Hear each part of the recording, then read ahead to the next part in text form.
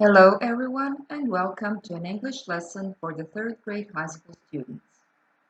In today's lesson, we are going to discuss public speaking.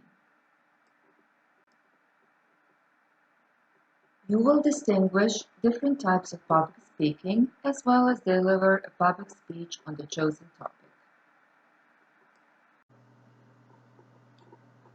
For this lesson, you will need your notebook, something to write with, and a smartphone or a laptop with internet connection. In order to do some exercises, you will have to pause the video. When you see the pause button on the screen, it will be your signal to pause the recording in order to do some exercises.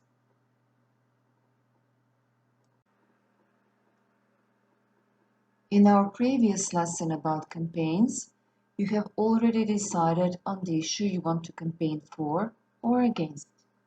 You have also planned your campaign and written campaign manifesto, which includes the slogan, the logo, and your mission. You have thought about who you are going to address, which activities you are going to take, when and where they are going to be organized, and how you are going to cover it in the media. This manifesto will serve you as a starting point for your public speech.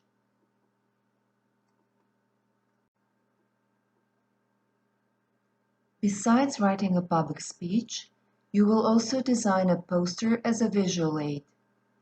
Of course, it doesn't have to be a poster. You can decide to create a brochure, a flyer, or a PowerPoint presentation.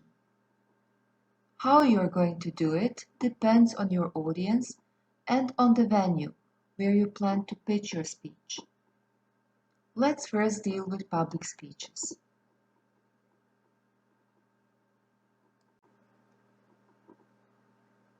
Before we start with public speeches, you will check what you know about public speaking and maybe learn something new. This bit.ly link, pubspw, or a QR code will lead you to our warm-up quiz on public speaking rules. Have fun with it.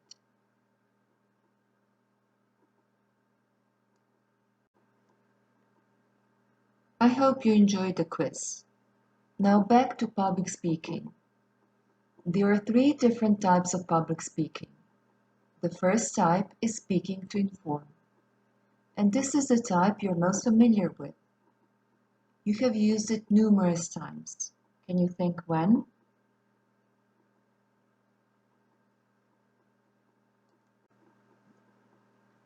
I'm sure you have guessed. Speaking to inform is used for giving lectures and oral presentations, which you're pretty familiar with.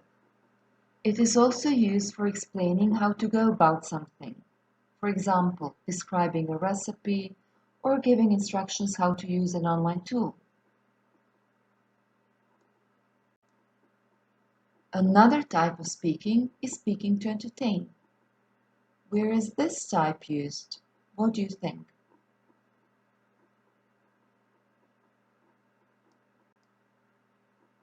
You're right. It is used on special occasions like the wedding, when the best man gives his speech, or on a dinner to entertain the guests.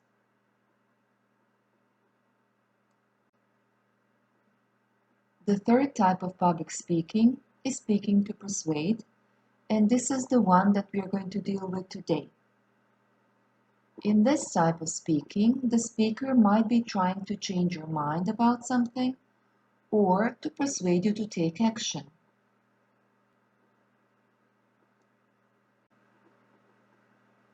This type is used in advertising to sell a product or a service, by politicians when they want to persuade us to vote for them, and in campaigns which push us to change and take action.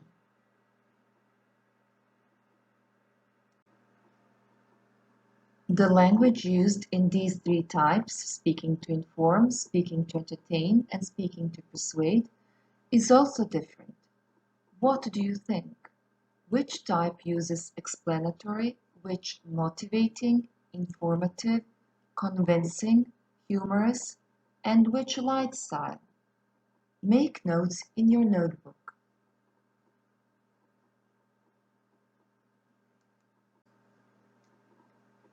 Speaking to inform type of speaking is usually formal, informative, instructive, and explanatory.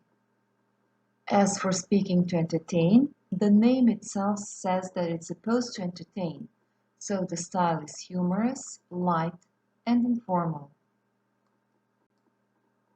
And speaking to persuade should motivate people to change, convince them to take action. Of course, it doesn't mean that you can't be humorous or informative when speaking to persuade. It all depends on the issue and the audience.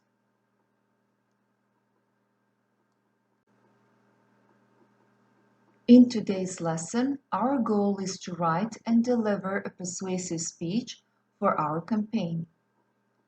There are some steps that should be followed when preparing a persuasive speech. What do you think they are?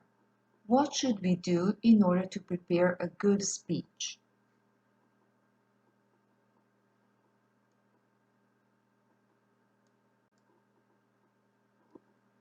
You have surely come up with similar ideas. My task for you is to put these steps in the correct order. What is the first thing you have to do? Make a list in your notebook.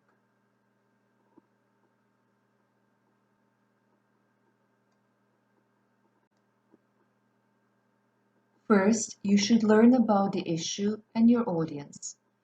Then, you should organize your speech and write it.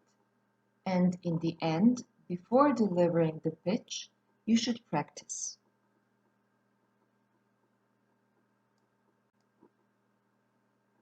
How can you learn about the issue? Of course, you can do it in the library, or you can do an online research on what you want to speak about. Be critical. Use more than one source and compare the data. You will probably come across some opinion-oriented sources which are going to be biased. Don't rely on the data they present, but bear in mind that they can be valuable as well, since they're going to prepare you for what you might expect from the audience. What should you know about your audience? Does it matter how old they are? Is it all the same if they agree or disagree with you? And what about how much they know about the issue?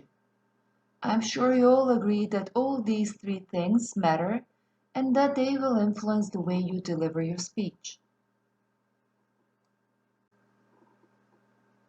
Before you start writing, outline your speech. Organize your ideas. Start with the body. Don't include more than 3 points because I'm sure you remember, less is more. You don't want your audience to fall asleep. You want them concentrated.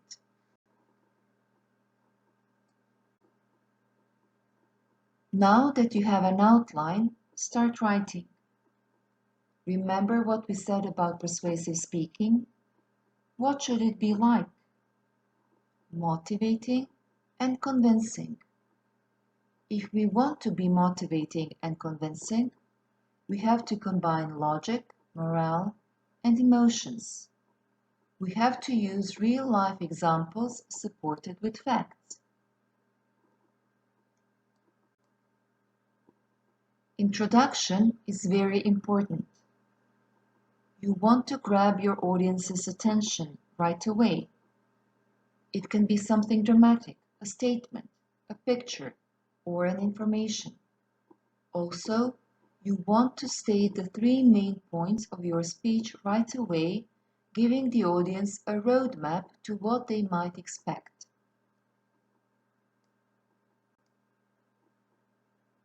You will explain your 3 points in more detail in the body. First, present a problem. If we talk about bullying, it can be something like depression caused by bullying. The second point is giving a possible solution. For example, workshops on bullying for students and teachers. And in the last point, you can point out the benefits, like more self-confident students. Again, give examples, support with facts. You can also address the counter-arguments, but if you do that, do it in a positive way. Don't belittle your audience. In the conclusion, you will restate the 3 main points of your speech and call for an action. You may want them to donate some money, sign a petition, or volunteer.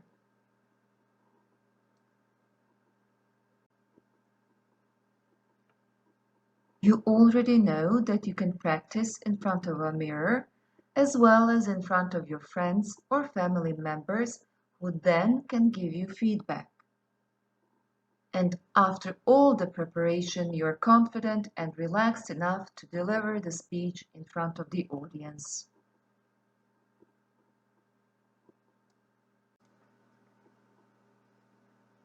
Let's revise. You will now hear a persuasive speech on hot dogs. In order to watch the video and answer the questions about it, you will have to copy the bit.ly link speech hot or scan the code.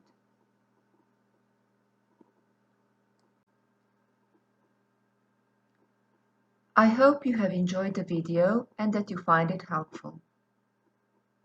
Have you noticed the way the speaker introduced the topic and every new segment? Also, how he finished the subject and the whole speech? The signpost language he used helps the audience to follow the speech. Let's briefly revise the signpost language by doing this quiz. Copy the bit.ly link, pub/sig, or scan the code and do the quiz.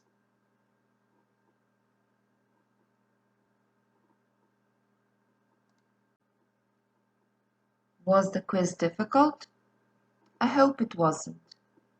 These are the phrases from the quiz. They are very useful when giving a speech. You can use them when writing your own speech. Copy these phrases into your notebook now.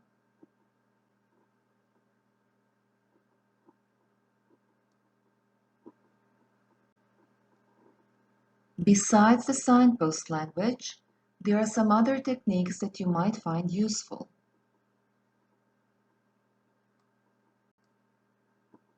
Like the 3 effect.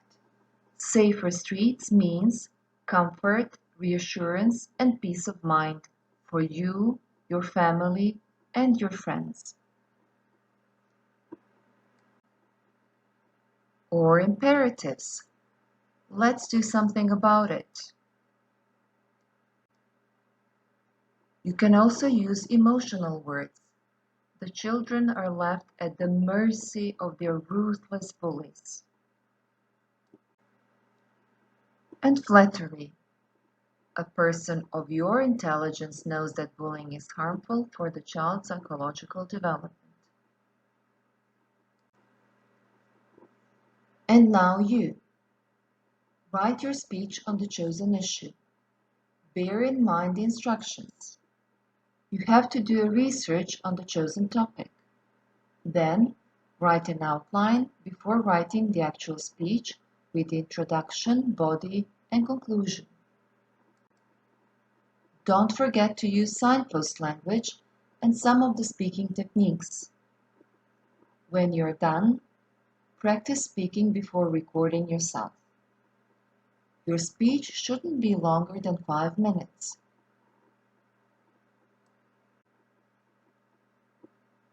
Now that you have written and recorded your speech, design a poster inviting people to come and listen to you. Your poster should include the campaign name, the slogan, and the logo. You can add an image too. Lastly, don't forget to answer questions why, who, where, and when.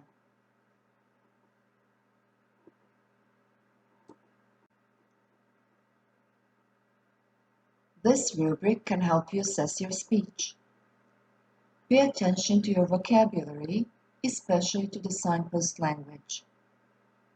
Also, your speech should be organized into 3 main parts: introduction, body, and conclusion. If you are not sure how certain words are pronounced, check. And pay attention to the intonation. You're delivering a persuasive speech. As for visual materials, use only free online materials and beware of the rules for designing posters.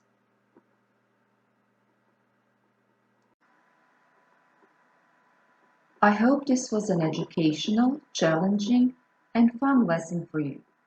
Thank you for taking part in it. Goodbye, and have a nice day.